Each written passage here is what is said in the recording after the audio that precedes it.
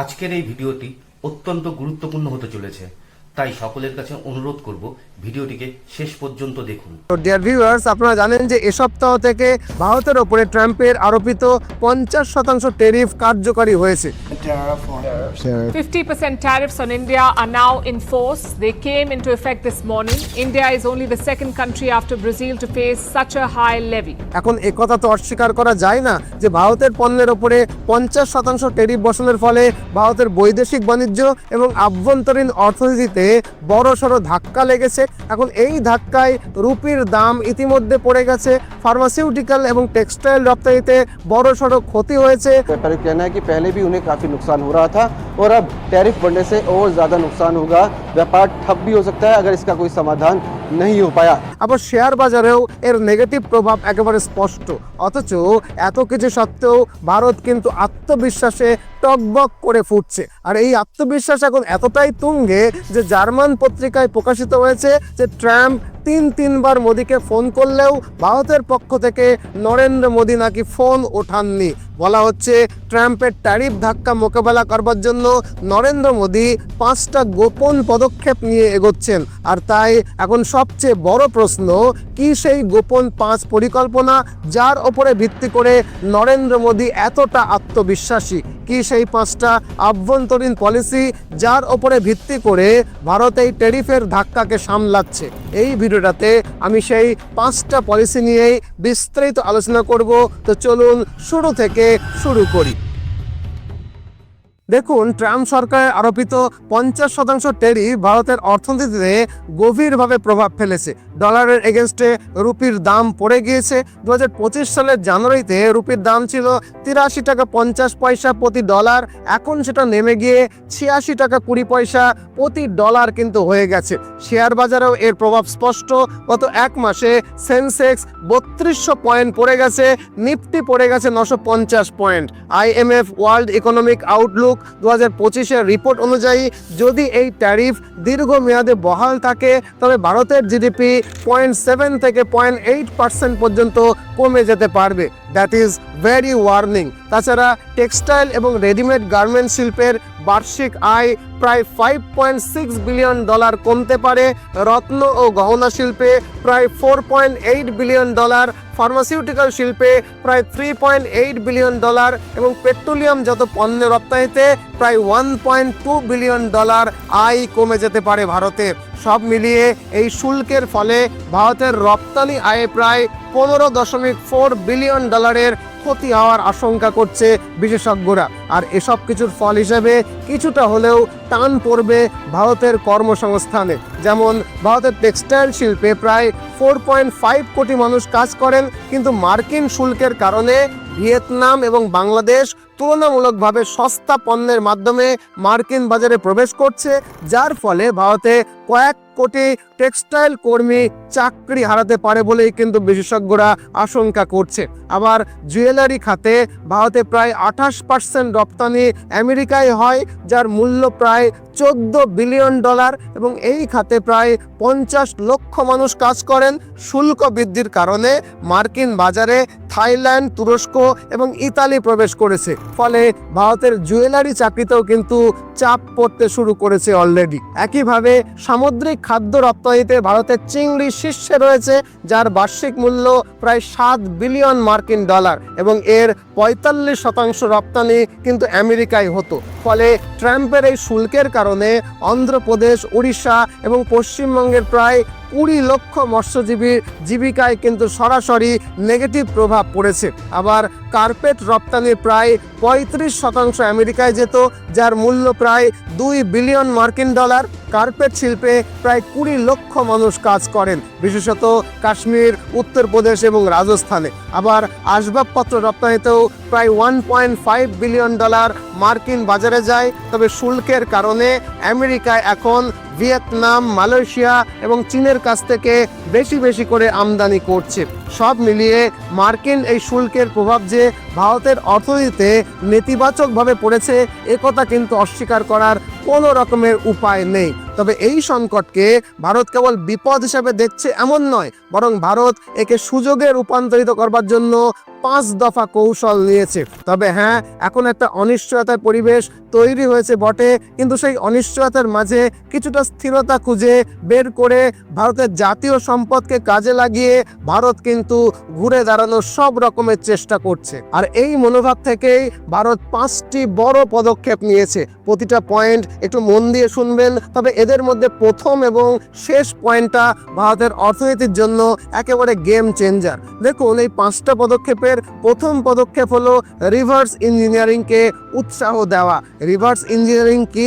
সহজভাবে বললে কোনো জিনিসকে বিশ্লেষণ করে দেখা সেটি কিভাবে তৈরি হয়েছে এবং কিভাবে কাজ করে, তারপর সেই জ্ঞান ব্যবহার করে নতুন মডেল তৈরি করা। উদাহরণস্বরূপ, কোনো ফোন বা কম্পিউটারকে খুলে তার ভেতরের যন্ত্রাংশকে বোঝা, কোনো সফটওয়্যারের কোড বিশ্লেষণ করা বা গাড়ির যন্ত্রাংশ পরীক্ষা করে একই ধরনের নতুন প্রযুক্তিকে তৈরি করে ফেলা। চীন বহু বছর ধরে এই রিভার্স ইঞ্জিনিয়ারিং এর কৌশল ব্যবহার করে পশ্চিমা বিশ্বের উন্নত পণ্যের বিকল্প সংস্করণ বানিয়েছে।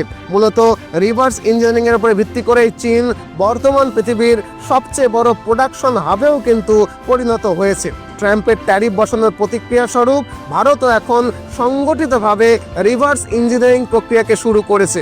ভারতের ইঞ্জিনিয়ারিং এর সর্বোচ্চ প্রতিষ্ঠান আইআইটি থেকে শুরু করে স্থানীয় ইঞ্জিনিয়ারিং কলেজ পর্যন্ত রিভার্স ইঞ্জিনিয়ারিং শেখানোর জন্য একটা পূর্ণাঙ্গ পরিকল্পনাকে গ্রহণ করেছে ভারত সরকার। অবশ্য এর পেছনে ভারতের পুরনো ঐতিহাসিক অভিজ্ঞতাও রয়েছে। যেমন 70-এর দশকে বহুজাতিক কোম্পানিগুলোর ওষুধের দাম এত বেশি ছিল যে সাধারণ মানুষ কিনতেই পারতো না। তখন শিপলা এবং ডক্টর রেড্ডিস ল্যাবরেটরিজের মতো ভারতীয় প্রতিষ্ঠান রিভার্স ইঞ্জিনিয়ারিং এর করে বিদেশি ফর্মুলা ভেঙে জেনেরিক ওষুধ তৈরি করে ফেলে। সেই সময় শিপলার তরুণ সিইও ইউনুস আহমেদ ঘোষণা করেছিলেন যে ভারতীয়রা আমেরিকার দামের 1/10 দামে জীবনদায়ী ওষুধ পাবে।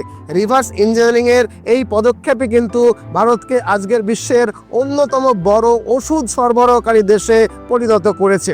আজ আফ্রিকার প্রায় 80% HIV রোগী ভারতের জেনেরিক ওষুধে বেঁচে রয়েছে। একইভাবে মহাকাশ গবেষণার ক্ষেত্রেও রিভার্স ইঞ্জিনিয়ারিং গুরুত্বপূর্ণ ভূমিকা রেখেছিল। 1990-এর দশকে আমেরিকার চাপের কারণে রাশিয়া ভারতকে ক্রায়োজেনিক ইঞ্জিন দিতে অস্বীকার করলে ইসরো নিজেই রিভার্স ইঞ্জিনিয়ারিং এর মাধ্যমে ওই প্রযুক্তিকে তৈরি করে ফেলে।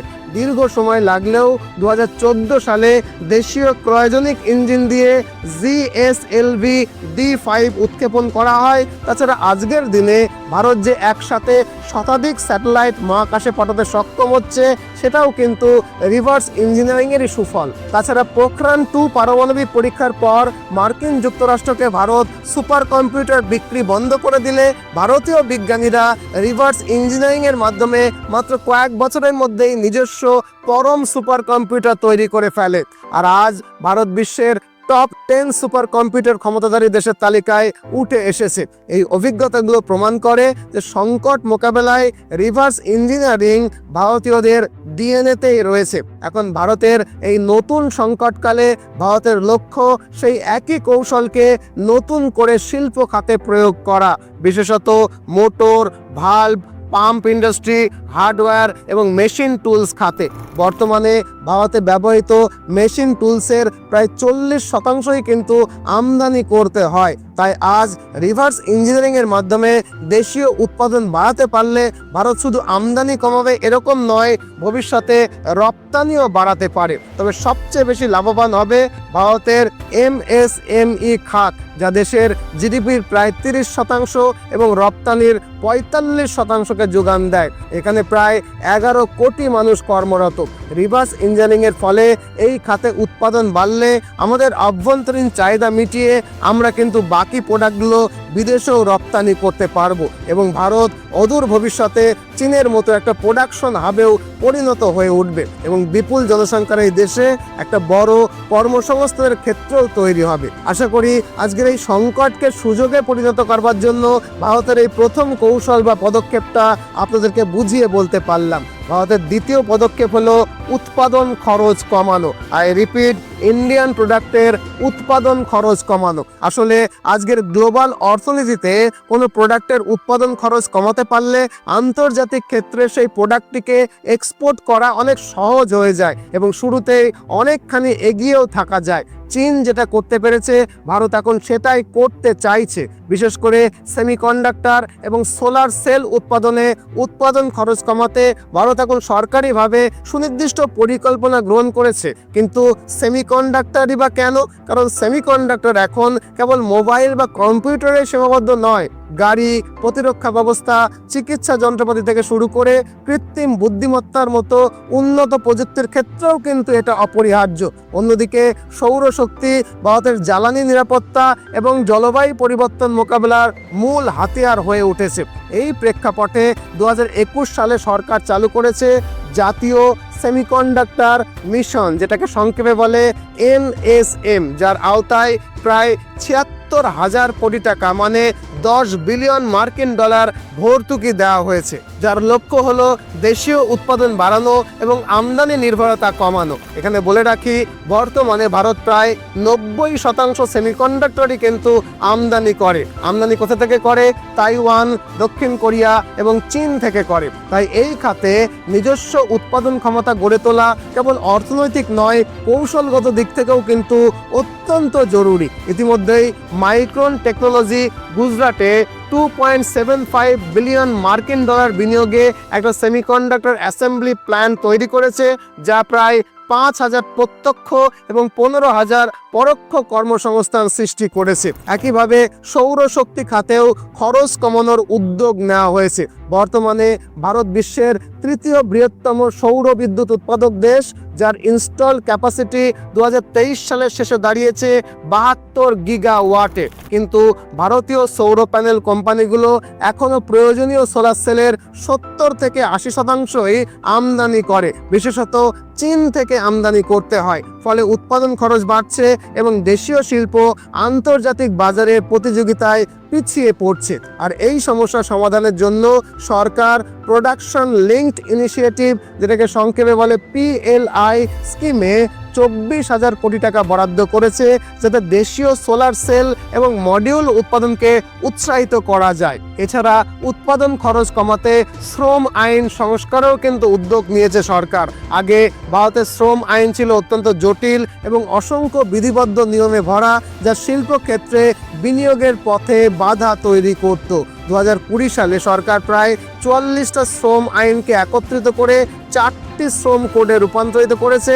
এর ফলে ইজ অফ ডুইং বিজনেস সহজ হবে, খরচ এবং প্রশাসনিক জটিলতা দুটোই কম হবে বলে আশা করা হচ্ছে। সব মিলিয়ে বলা যায়, সেমিকন্ডাক্টর এবং সোলার সেলের মতো কৌশলগত খাতে উৎপাদন ব্যয় কমানোর পদক্ষেপ একদিকে ভারতের মেক ইন ইন্ডিয়া এবং আত্মনির্ভর ভারতের উদ্যোগকে আরও শক্তিশালী করবে, অন্যদিকে বিপুল কর্মসংস্থানের সুযোগ তৈরি হবে। আর এই কর্মসংস্থানই কিন্তু এখন আমাদের জন্য সবচেয়ে বেশি জরুরি, কারণ ভিডিওর শুরুতেই বলেছি যে ট্রাম্পের ট্যারিফের জন্য ভারতের বিপুল সংখ্যক মানুষ অলরেডি রোজগার হারিয়েছে এবং অনেকেই রোজগার হারাবে। তাই নতুন কর্মসংস্থান তৈরি করতে পারাটা আমাদের জন্য ভীষণ জরুরি। আশা করি ভারতের এই দ্বিতীয় পদক্ষেপটাও আপনাদেরকে বুঝিয়ে বলতে পারলাম। এখন ভারতের তৃতীয় উল্লেখযোগ্য পদক্ষেপ হলো ভারতের উৎপাদিত পণ্যের জন্য নতুন নতুন বাজার খুঁজে বের করা। কারণ আমরা জানি যে ভারতীয় পণ্যের ওপরে আমেরিকার ট্যারিফ বসানোর ফলে ভারত আমেরিকার বিরাট বাজারকে হারাতে বসেছে। তাই নতুন বাজার এই মুহূর্তে আমাদের কাছে অত্যন্ত জরুরি। এই উদ্দেশ্যে নরেন্দ্র মোদী বারবার বিদেশ সফর করছেন। অবশ্য গত 1 দশক ধরেই ভারত এই চেষ্টাটা চালিয়ে আসছে এবং যার প্রত্যক্ষ ফল হিসাবে ভারত এখন চীনকে টেক্কা দিয়ে আফ্রিকা মহাদেশের বিরাট বাজারকে ধরে ফেলেছে। দুবাই, আরব আমিরাত সহ মধ্যপ্রাচ্যের বিরাট বাজারে ভারতের রপ্তানি বেড়েছে। একইভাবে ইউরোপ এবং লাতিন আমেরিকার দেশগুলোতেও ভারতের রপ্তানি চোখে পড়ার মতো বাড়ছে। আর রিসেন্টলি নরেন্দ্র মোদীর জাপান সফরের মাধ্যমে জাপানের বাজারে ভারতীয় মাল পাঠানোরও কিন্তু বন্দোবস্ত করে আসছেন।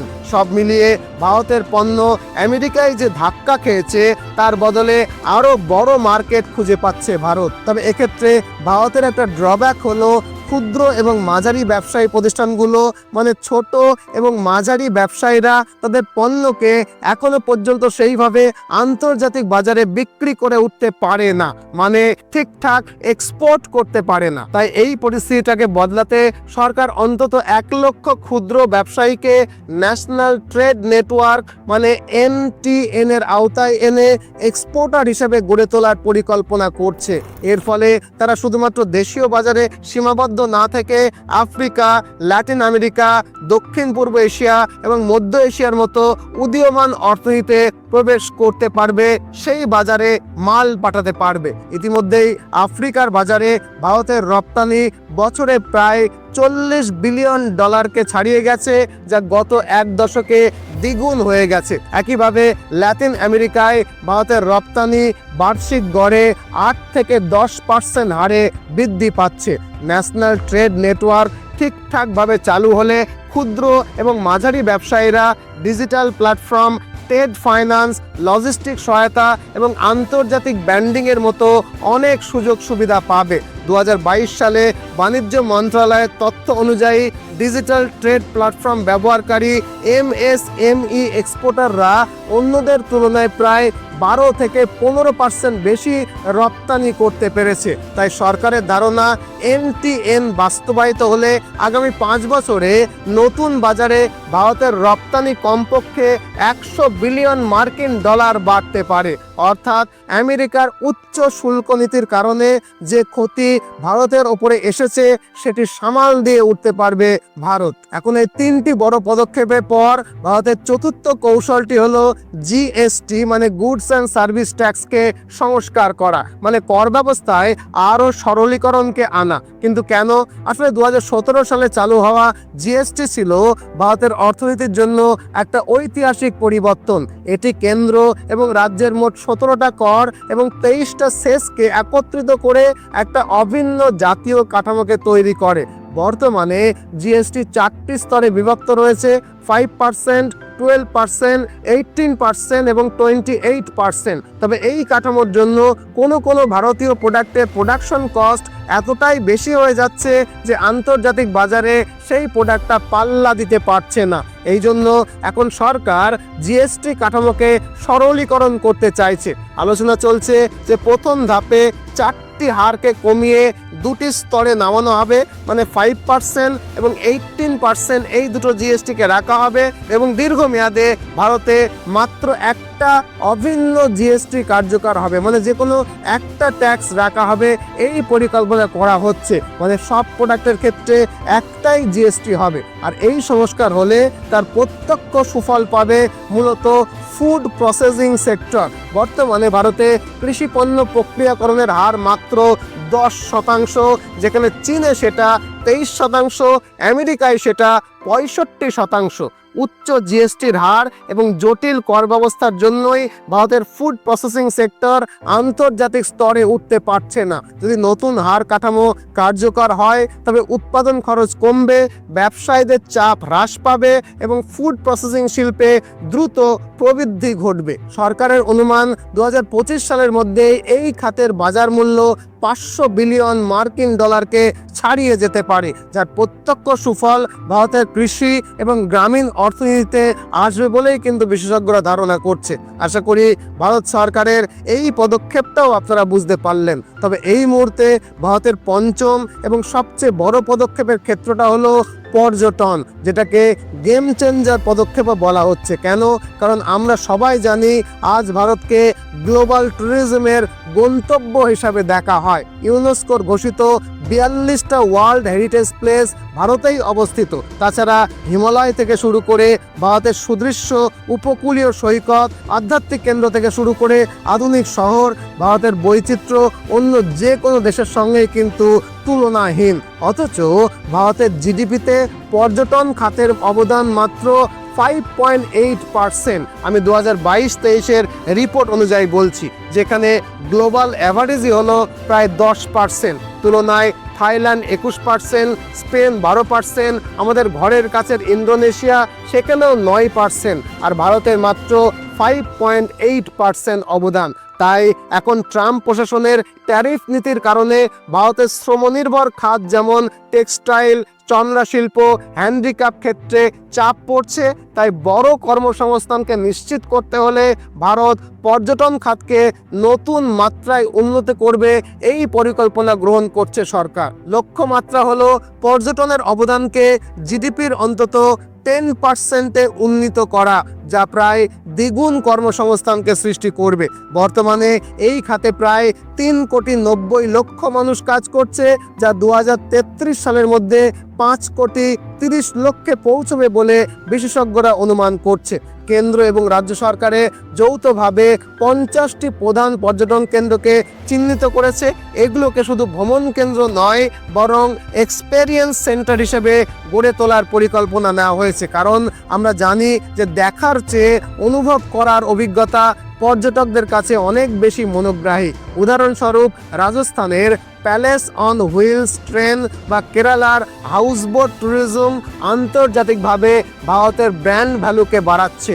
যেহেতু ভারতের পর্যটনেও বিপুল সম্ভাবনা রয়েছে, তাছাড়া নীতি আয়োগের রিপোর্ট অনুযায়ী ভারতের মধ্যবিত্তের ব্যয়যোগ্য আয় গত এক দশকে প্রায় 30% বৃদ্ধি পেয়েছে।